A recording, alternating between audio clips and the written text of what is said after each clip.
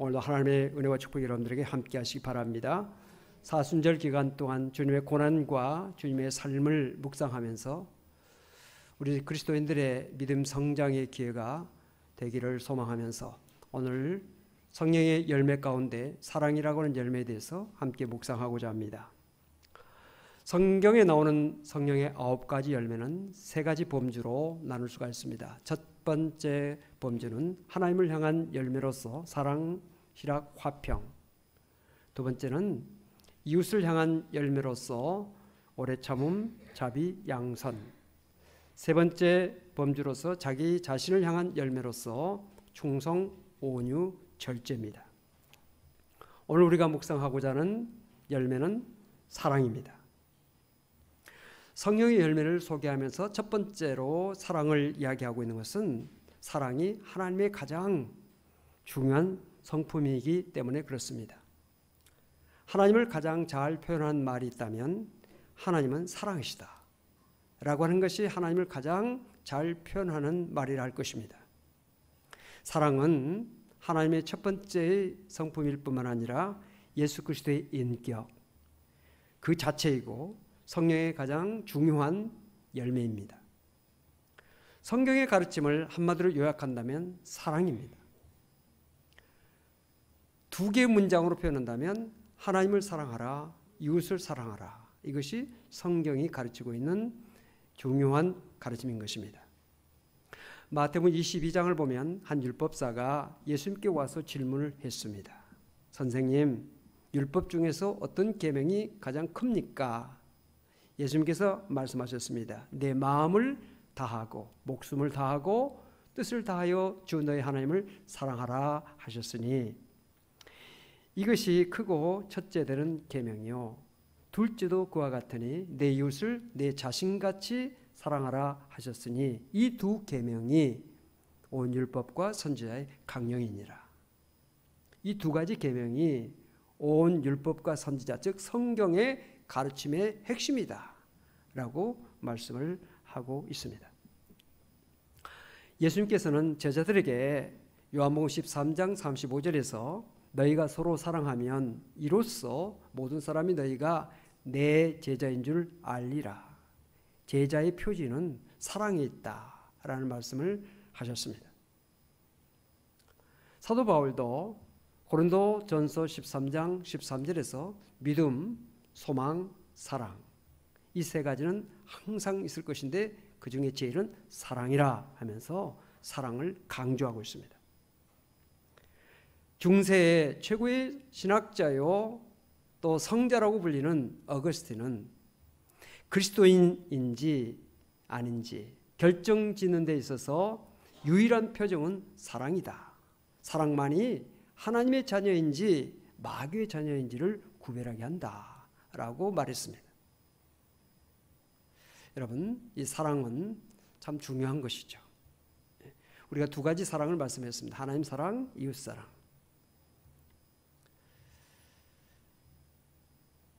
마태복음 22장 37절에 예수님께서 하신 그 말씀 내 마음을 다하고 목숨을 다하고 뜻을 다하여 주 너의 하나님을 사랑하라 하셨는데 이 말씀은 하나님을 우리가 어떻게 사랑해야 되는가를 가르쳐주고 있습니다. 즉 마음을 다하고 온 마음을 쏟아서 하나님을 사랑하라. 마음의 한 일부분이 아니라 온 마음 우리의 전심으로 하나님을 사랑하라는 말씀이고요. 목숨을 다하여 생명을 다하여 하나님을 사랑하라. 순교자들이 왜 순교당합니까? 하나님을 목숨을 다해서 사랑하는 마음이 있기 때문에 그럴 수가 있는 것이죠. 또한 뜻을 다하여 또 이 3가지 중요한 단어가 나오죠. 마음, 목숨, 뜻. 이것은 눈에 보이는 것은 아닙니다. 당시 예수님 당시에 바리새인들이나 서기관들은 눈에 보이는 사랑을 많이 했습니다. 시장 어귀에나 거리에서 구제를 많이 이렇게 하는 모습을 사람들에게 보였습니다. 또 거룩한 모습으로 성전 어귀나 또 시장에서 기도하는 그런 모습을 보였습니다. 겉모습으로 보이는 그런 것이죠. 하나님은 겉모습의 사랑, 겉모습의 믿음이 아니라 우리의 마음 중심에서부터 뜻을 다해서 목숨을 다해서 하나님을 사랑하라고 말씀하고 있는 것입니다. 말로만 하는 사랑은 사랑이 아닙니다. 마음에는 계산이 따르지 않습니다. 우리가 자녀들을 사랑하는데 그 사랑이 마음으로부터 나오는 사랑이기 때문에 계산이 없습니다. 여러분들 자녀들 교육하면서 돈을 얼마나 들었습니까? 학교 보내는데 얼마, 먹이는데 얼마, 입히는데 얼마, 약값으로 얼마, 병원비가 얼마. 계산하지 않습니다. 하나님을 향해도 마음을 다해서 사랑한다고 할 때 하나님을 향해도 계산이 없어요. 11절 얼마 하고 감사를 얼마 하고 건축금을 얼마 하고 성경을 얼마 했으니 아니에요. 부족한 것뿐이죠.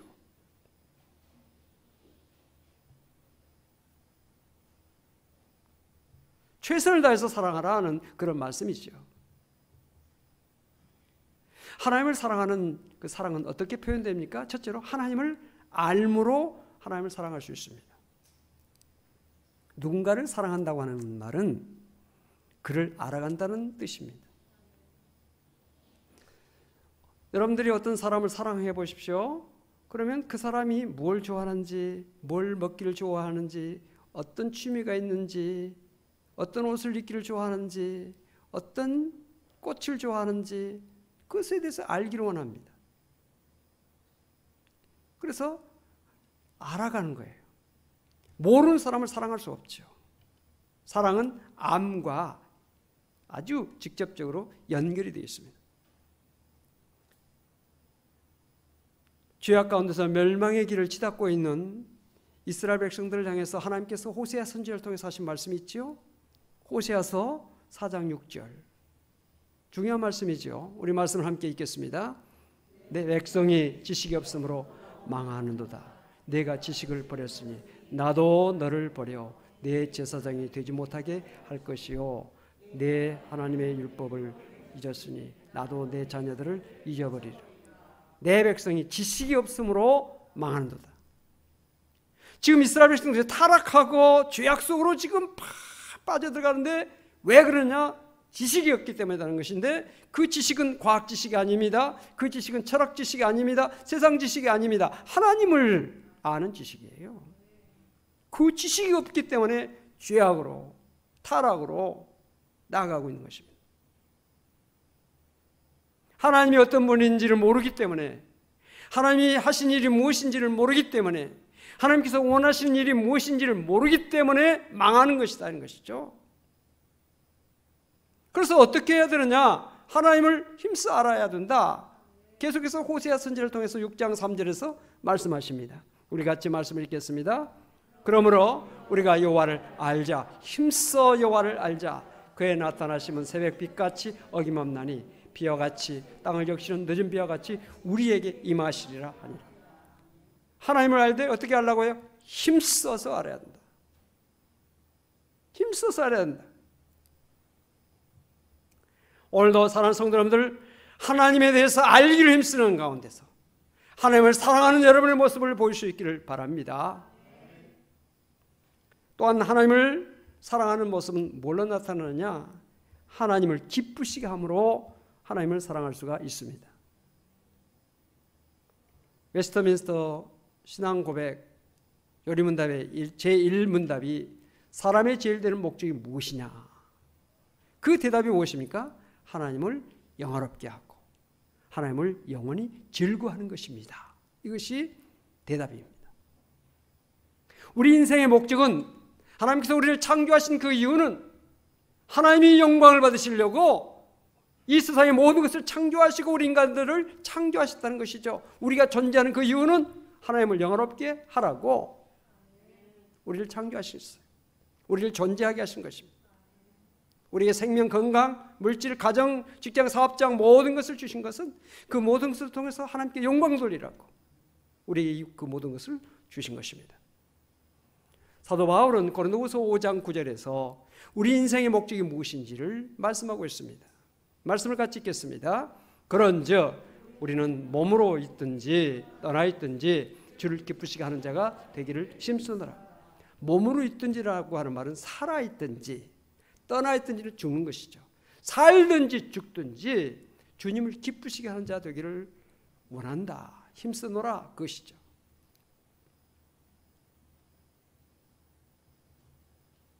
주님을 기쁘시게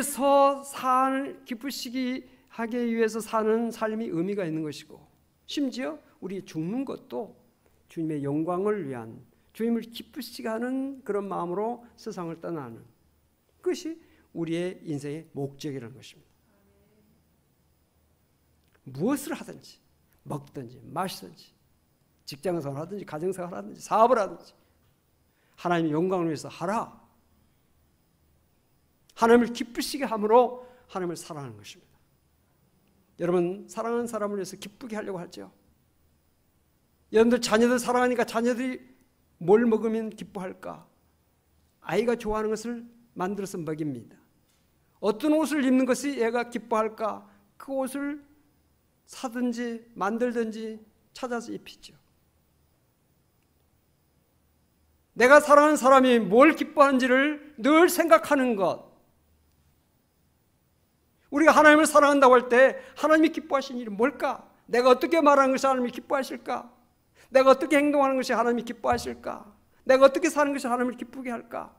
심지어 내가 어떻게 죽는 것이 하나님의 영광을 위한 일일까? 이것을 생각하면서 살라고 하는 것이죠. 또한 하나님을 사랑하는 것은 하나님이 보내신 이 예수 그리스도를 믿음으로 하나님을 사랑할 수가 있습니다. 요한복음 3장 16절 17절 우리가 너무나 잘 알고 있는 말씀이죠. 우리 같이 말씀을 읽겠습니다. 하나님이 세상을 이처럼 사랑하사 독생자를 주셨으니 이는 그를 믿는 자마다 멸망하지 않고 영생을 얻게 하려 하심이라. 하나님이 그 아들을 세상에 보내신 것은 세상을 심판하려 하심이 아니요 그로 말미암아 세상이 구원을 받게 하려 하심이라. 세상을 구원하게 하시려고 독생자 예수 그리스도를 하나님께서 보내셨는데, 그 보내신 예수 그리스도를 우리가 영접하고 인정하고 믿고 의지하는 것이 하나님을 기쁘시게 하는 일이라는 것이에요. 하나님이 그토록 우리를 사랑하셔서 보내셨는데 외면하고 배척하고 믿지 않고 소홀히 여기고, 이건 하나님을 기쁘시게 하는 일이 아니죠. 우리가 하나님의 일, 우리가 하나님의 일을 한다, 봉사한다, 충성한다 하는데요, 최고의 봉사, 최고의 하나님의 일은 뭐냐? 예수를 믿는 것이에요. 그 사실을 분명히 성경은 말씀하고 있습니다. 요한복음 6장 28절로 29절 말씀 우리 같이 읽겠습니다. 그들이 묻되 우리가 어떻게 하여야 하나님의 일을 하오리까? 예수께서 대답하여 이르시되 하나님께서 보내신 일을 믿는 것이 하나님의 일이니라 하십니다. 하나님께서 보내신 일을 믿는 것이 하나님의 일이다. 그러니까 우리가 이것 없이 아무리 열심히 봉사하고 뭐 해도요 의미가 없어요. 가장 중요한 하나님의 일은 하나님이 보내신 일을 믿는 것이다. 우리 성도들 예수를 잘 믿는 성도가 될 수 있기를 바랍니다. 이것이 하나님을 기쁘시게 하는 일이요 하나님의 일을 하는 것이라는 것이죠. 구약의 율법, 제사제도, 또 모든 많은 수많은 선지자들이 와서 예언했던 것, 결국은 하나님이 보내신 자 예수 그리스도를 믿게 하려고, 그 예수를 증거하려고 그 많은 일들을 하나님께서 하신 것입니다.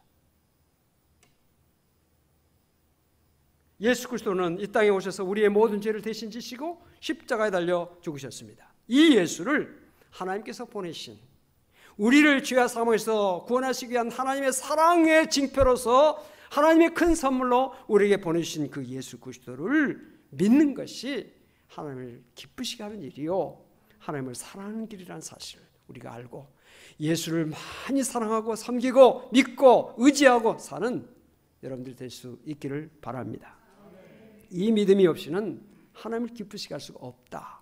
히브리서 11장 6절에 믿음이 없이는 하나님을 기쁘시게 할 수 없나니. 이 믿음인 것이에요. 하나님은 예수 그리스도를 믿는 믿음 없이는 하나님을 기쁘시게 할 수가 없어요. 믿음도 여러 가지 있죠. 세상적인 믿음. 내 아들이 대학교에 잘 갈 줄 믿습니다. 사업에 성공할 줄 믿습니다. 이것은 예수를 믿는 믿음과는 상관이 없어. 그런데 그 믿음은 물론 우리에게 필요하지만 그 믿음이 하나님을 기쁘시게 하는 것이 아니에요. 보내신 자 예수 그리스도를 내가 믿고 의지하고 그를 찬양하며 영광 돌리는 것을 하나님께서 가장 기뻐하신 일이다. 이 믿음을 분명히 하는 여러분들 될 수 있기를 바랍니다. 하나님을 사랑하라. 그 다음에 이웃을 사랑하라. 수직적으로는 하나님을 사랑하고 수평적으로는 이웃을 사랑하라고 하는 것이 십자가의 정신이요 십계명의 핵심입니다. 십계명은 하나님을 향한 계명, 이웃을 향한 계명으로 되어 있죠. 균형이 잘 잡혀야 됩니다.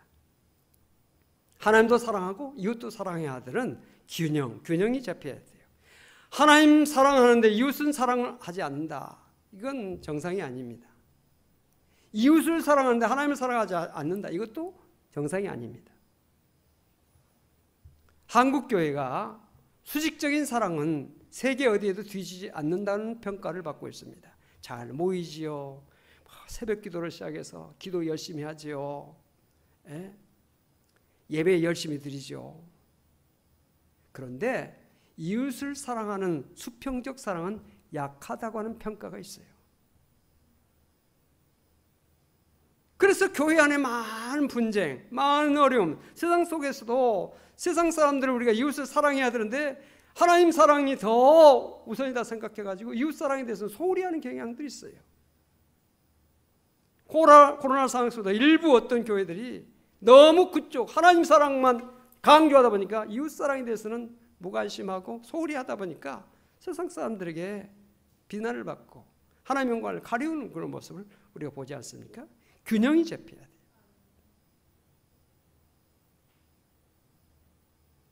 하나님은 우리에게 균형 잡힌 믿음을 갖기를 원하십니다. 이웃을 사랑하되 자기 자신을 사랑하는 것 같이 사랑하라 이렇게 말씀하셨습니다. 여러분 이웃 사랑을 어떻게 하라고요? 자기 자신을 사랑하는 것처럼. 이웃 사랑의 출발은 자기 자신이에요. 내 자신을 사랑하는 것처럼 다른 사람을 사랑해라. 자기를 사랑하지 않으면 다른 사람을 사랑할 수가 없어요. 자기 사랑에는 두 가지가 있습니다. 두 가지가 있는데 하나는 병적인 자기 사랑이 있고 하나는 건강한 자기 사랑이 있어요. 사랑이라고 다 똑같고 다 좋은 건 아니에요. 잘못된 사랑도 있을 수 있어요. 근데 그 잘못된 사랑이 뭐냐? 병적인 사랑이에요. 병적인 자기 사랑. 이것은 이기적인 사랑, 자기중심적 사랑으로 나타납니다. 이것이 심해지면 자기 몰두, 자기 집착, 자기 증오, 자기 학대, 자기 경멸, 자기 비관이 될 수 있고 완벽주의자들도 이런 유에 속합니다. 자신의 연약함이나 실수에 대해서 용납하지 않으려고 합니다. 여러분 사람이 어떻게 실수가 없고 어떻게 잘못이 없을 수 있겠어요? 그런데 그것을 용납을 못해요. 자기 자신에 대한 실수, 자기 자신에 대한 연약함은 실수하지 용납을 하지 못하려고 그래요. 괴로워합니다. 너무 힘들어합니다. 막 자학합니다. 이런 사람은요 다른 사람을 향해서도 마찬가지예요. 다른 사람의 잘못이나 다른 사람들의 과오에 대해서 용납하지 않으려고 그래요. 자기 사랑이 병적인 자기 사랑이에요. 이런 현상이 심화되면 극단적인 선택을 서슴지 않습니다. 병적 자기애, 병적 자기 사랑에 빠진 사람은 자기만 불행하게 하는 것이 아니라 다른 사람까지 불행하게 하는 것입니다. 이런 사람들은 이웃과 건강한 관계를 맺을 수가 없어요. 자기 자신을 사랑하지 않는데 어떻게 다른 사람을 사랑할 수 있습니까? 자기 자신을 존중하지 않는데 어떻게 다른 사람을 존중할 수 있습니까? 자기 자신에 대해서 너그럽지 않는데 다른 사람에 대해서 어떻게 너그럽습니까? 자기 자신을 용서하지 못하는데 다른 사람을 어떻게 용서하겠습니까? 그러니까 인간관계가 안 되는 거죠. 우리 그리스도인들은 건강한 자기 사랑을 할 수 있어야 돼요. 건강한 자기 사랑을 잘 하려면 하나님의 사랑을 경험해야 돼요. 하나님은 우리를 어떻게 사랑하십니까? 우리가 착해서 사랑한 것이 아닙니다. 우리가 율법을 잘 지켜서 사랑한 것이 아닙니다. 우리가 선한 일을 많이 하기 때문에 사랑한 것이 아닙니다. 조건이 없는 무조건, 조건 없는 사랑, 아가페 사랑. 하나님은 우리가 하나님을 예배를 많이 하고 기도를 많이 하고 물론 사랑하지만 그것 때문에 사랑한 것은 아니다는 거죠. 하나님은 우리를 어떻게 사랑하느냐? 무조건적으로. 조건이 없어요. 로마서 5장 8절. 그 내용을 우리에게 너무나 잘 말씀해 주고 있습니다. 말씀을 같이 읽겠습니다. 우리가 아직 죄인 됐을 때 그리스도께서 우리를 위하여 죽으심으로 하나님께서 우리에 대한 자기의 사랑을 확증하셨느니라. 죄인 된 상태에 있는데 우리를 사랑하셨다는 것이에요.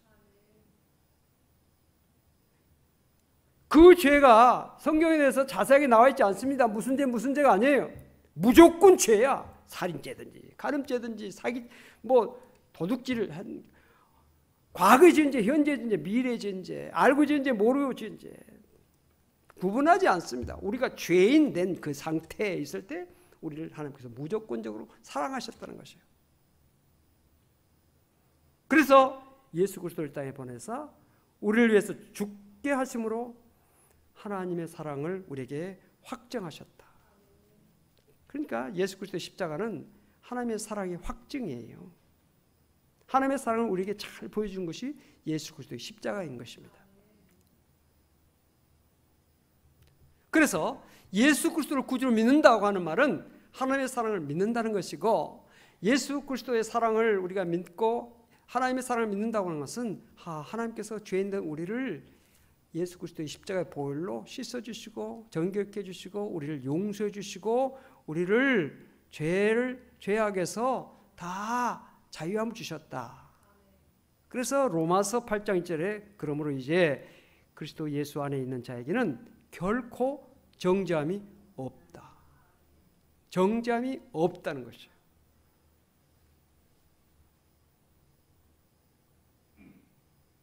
예수 그리스도 안에는 결코 정죄함이 없기 때문에 우리는 어디에서든지 예수 그리스도의 그 은혜 때문에 당당할 수 있어요.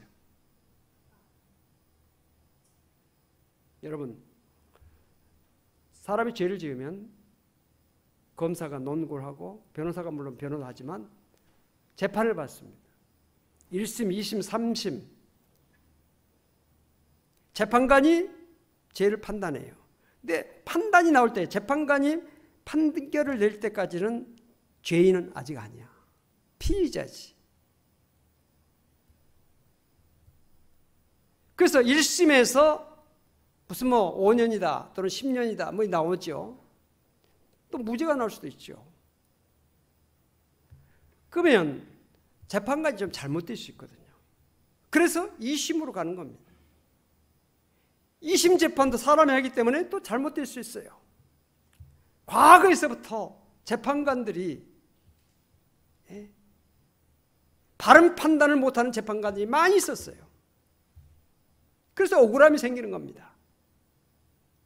돈 없고 힘없는 사람들은 억울하게 죄를 뒤집어 쓸 수도 있고, 그래서 1심, 2심, 3심 억울함이 없더라고 해서 그렇게 하는데 그래도 억울함이 생길 수 있어요. 또 그래서 재심이라고 하는 것도 있어요. 재심을 했는데도 안 될 수가 있어. 왜? 사람이니까. 그런데 우리 하나님은 재판관으로서 의로운 재판관, 의로운 재판관, 진리의 재판관.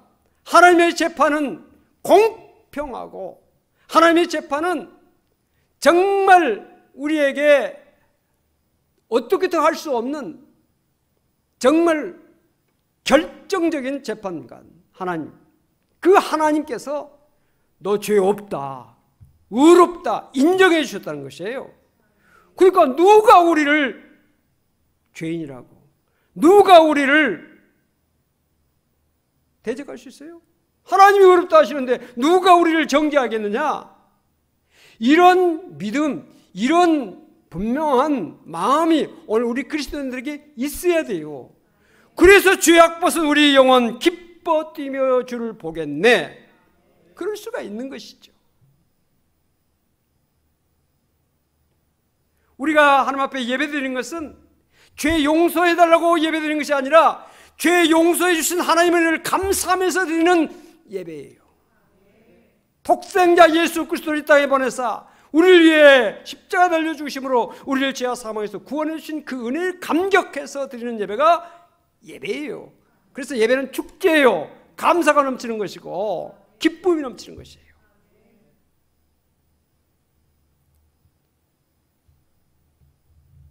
그 사랑, 하나님의 그 크신 사랑, 죄인 된 나를 구속하셔서 우리를 의롭다 해주신 그 하나님의 사랑이 너무너무 크고 너무 감사하고 너무 고맙고 그 은혜가 너무 우리의 마음속에 감격스러워서 그 사랑이 넘쳐서 나도 모르게 다른 사람들을 사랑할 수 있고 다른 사람을 용서할 수 있고 다른 사람을 용납할 수 있는 것입니다.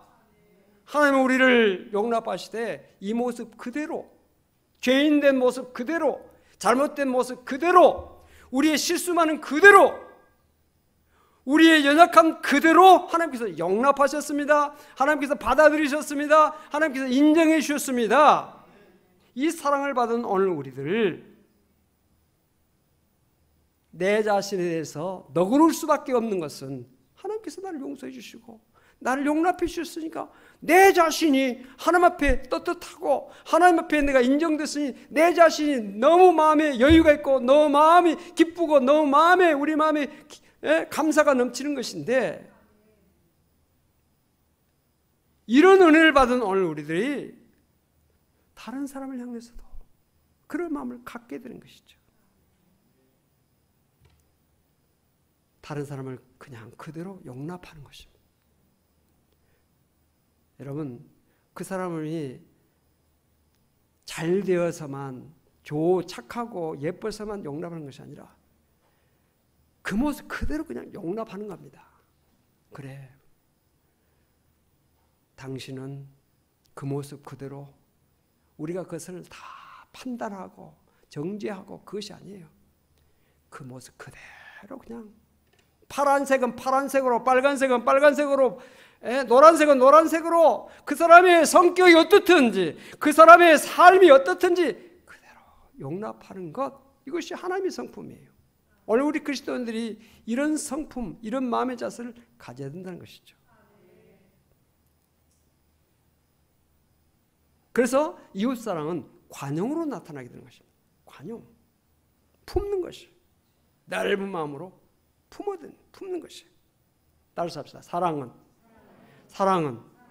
품는 것이다. 여러분들 자녀들 자기도 모르게 품잖아요. 품으면 안잖아요. 이런 마음이 이웃들에게 있어야 한다는 것이에요. 아파하고 추워하고 배고파하고 어려워하고 있는 자녀는 자기도 모르게 더 안게 됩니다.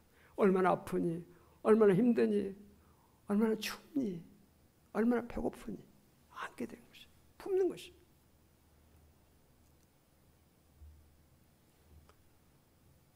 자기에게 잘해주는 사람만 사랑한다고 하는 것은 누구든지 할 수 있는 것이에요.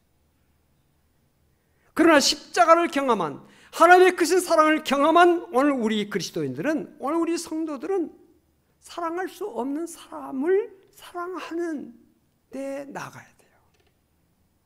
이것이 관용의 사랑입니다.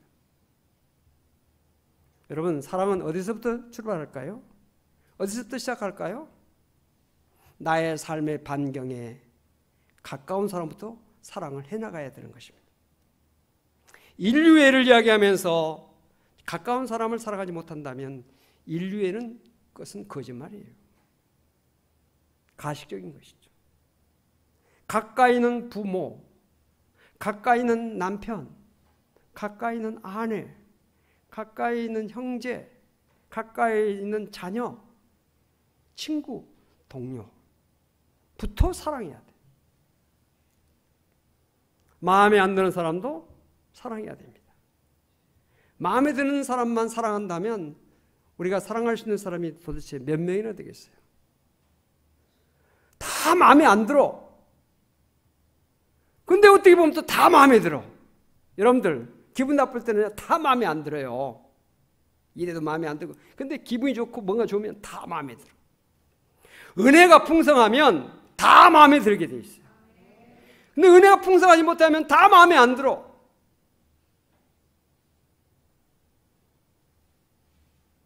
성경은 말씀하기를 내 원수를 사랑하라. 원수를 사랑하라 그랬어요. 제일 미워하는 사람, 제일 싫어하는 사람이 누구예요? 원수잖아요. 근데 제일 미워하는, 제일 싫어하는 사람을 사랑하라고 성경은 말씀하고 있습니다. 원수를 없애는 것이 우리의 목표가 아니라 원수를 사랑하는 것이 우리의 목표예요. 저도 목회하면서 그런 생각을 늘 하고 그런 기도를 늘 해요. 우리 기장에 어떤 돌아가신 분인데 어떤 그 목회 참 훌륭하게 잘하신 목사님인데 그 목사님은 자기를 힘들게 하는 교인이 있으면 하나님 그 교인 여의도에 있는 큰 교회를 보내세요. 뭐 그런 기도를 했다는 말을 하는데 진짜로 그런 기도 했는지 농담 삼아서 하신 이야기인지 모르겠지만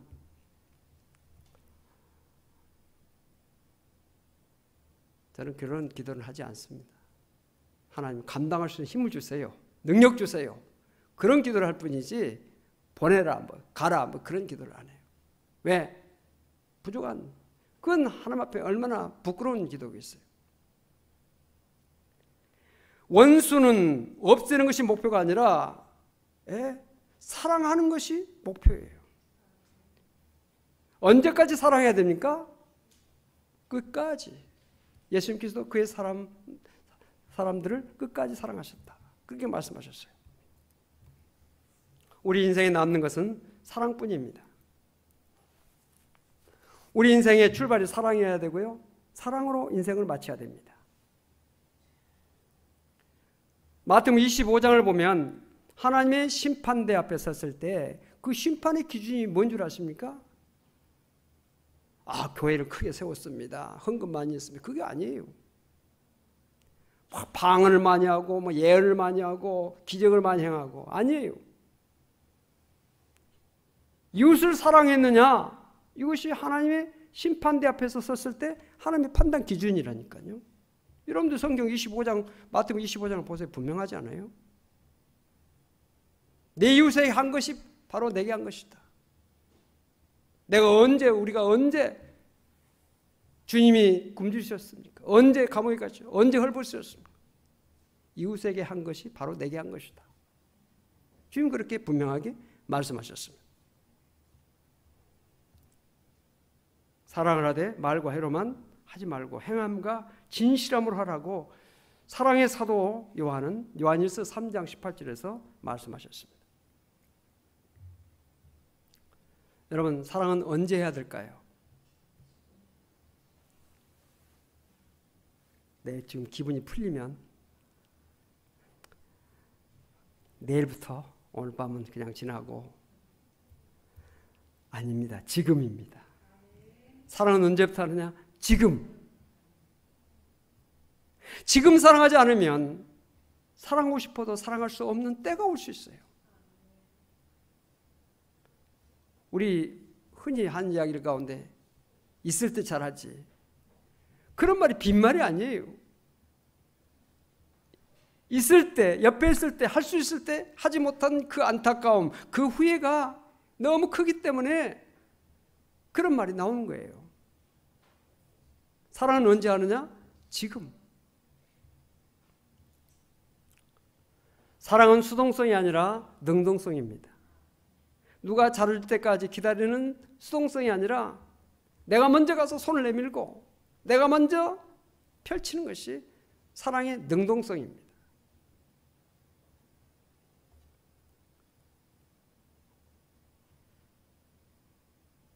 고린도전서 13장 사랑장에 보면 사랑에 대해서 설명을 하는데 우리가 다 읽을 수는 없지만 1절부터 3절까지 사랑의 중요성을 우리에게 말씀해주고 있는 부분인데 우리 같이 말씀을 함께 읽겠습니다. 내가 사람의 방언과 천사의 말을 할지라도 사랑이 없으면 소리나는 구리와 울리는 꽹과리가 되고 내가 예언하는 능력이 있어 모든 비밀과 모든 지식을 알고 또 산을 옮길 만한 모든 믿음이 있을지라도 사랑이 없으면 내가 아무것도 아니요 내가 내게 있는 모든 것으로 구제하고 또 내 몸을 불사르게 내줄지라도 사랑이 없으면 내게 아무 유익이 없느니라. 여기 보면 방언, 천사의 말, 또 예언, 능력, 비밀, 지식, 산을 옮길 만한 믿음, 구제, 내 몸을 불사르게 내주는 그런 결단, 우리 인간으로 보면 대단하지 않아요? 특별히 우리 예수 믿는 사람들은 이런 것에 대해서 관심이 많죠. 뭐 방언, 예언, 뭐 그냥 기적 행하고. 그런데 사랑이 없으면 의미가 없다. 사랑이 없으면 아무것도 아니다. 이렇게 말씀을 하고 있습니다. 여러분, 성경은 이렇게 말씀하고 있는데 사실 우리가 생활을 하다 보면 사랑하기가 쉽지 않다고 하는 것을 우리가 늘 느낍니다.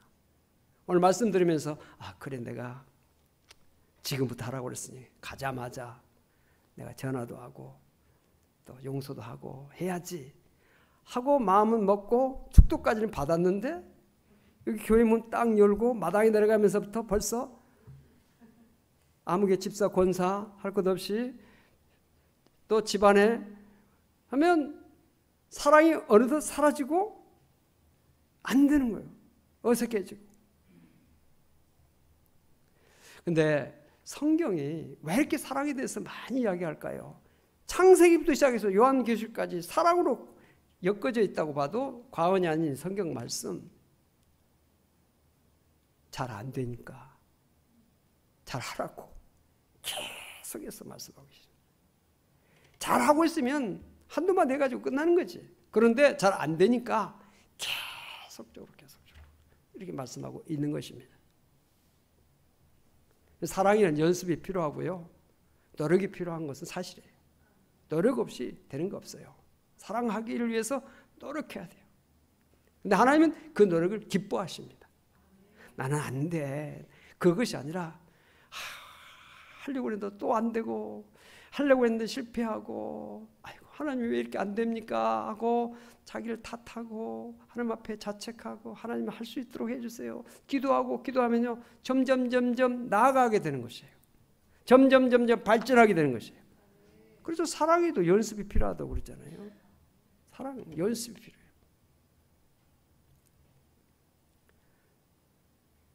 사랑에 성공한 성도가 다 될 수 있기를 바랍니다. 우리는 반드시 사랑에 성공해야 돼요. 하나님을 사랑하는 데 성공하고 이웃을 사랑하는 데 성공해야 돼요. 이것이 주님이 우리를 위해서 십자가에 달려 돌아가신 그 이유이고 그 은혜를 받은 오늘 우리들의 성도들의 마땅한 자세인 것입니다. 사랑하는 성도 여러분, 오늘 말씀을 마음속에 다시 한번 간직하면서 내 마음 온전히 쏟아서 내 목숨을 다하고 뜻을 다하여 하나님을 사랑하고 하나님께서 그토록 사랑하신 이웃을 하나님의 마음을 가지고 주님의 사랑의 마음을 가지고 사랑하기 힘쓰는 나와 여러분이 되시기를 바랍니다. 기도하십시다. 하나님 감사합니다. 성령의 열매 사랑에 대해서 우리가 말씀을 묵상했습니다. 말씀을 들었지만 잘 안 되는 것이 사랑인 것을 고백합니다. 사랑할 수 있는 능력을 우리에게 허락하여 주시옵소서. 하나님을 더 잘 섬기고 사랑할 수 있는 마음을 주시고 내 주변, 내 가까이 있는 사람들부터 사랑해 나갈 수 있는 힘과 능력을 우리에게 더하여 주시옵소서. 그리하여 주님의 큰 사랑을 받은 사람으로서의 합당한 삶을 날마다 세상 속에서 펼쳐나갈 수 있도록 주여 도와주시옵소서. 예수님의 이름으로 간절히 기도하옵나이다. 아멘.